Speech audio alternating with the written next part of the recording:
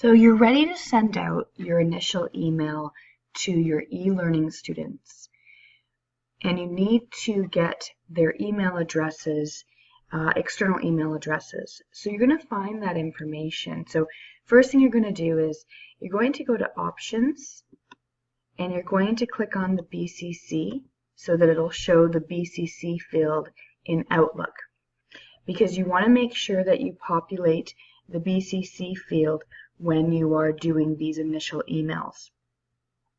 The next step is to go to the OeLC, and in the OeLC, when you log into the OeLC, you're going to go to Classes, Course Listings.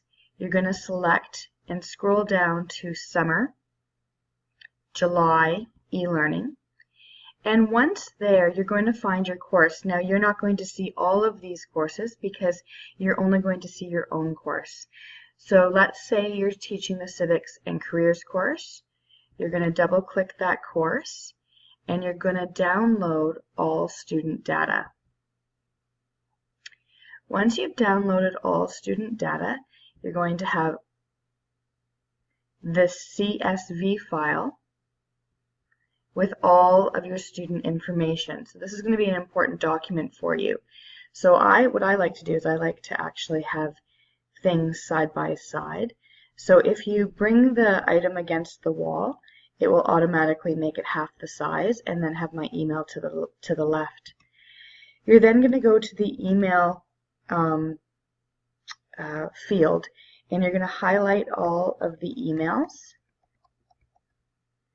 And once you've highlighted the emails, you're going to bring your cursor down to the perimeter of that field where your cursor turns into 4 arrows pointing in all opposite directions. Once you have that, you can drag this over and then drop it into the BCC field. And what it will do is it will get rid of those emails here, so you know you've done it properly.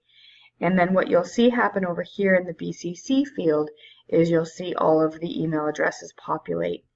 So that is how you bring that list over. You can also do the same thing. So if you go to, you can create a contact list. So in Outlook, what you can do is go to Home.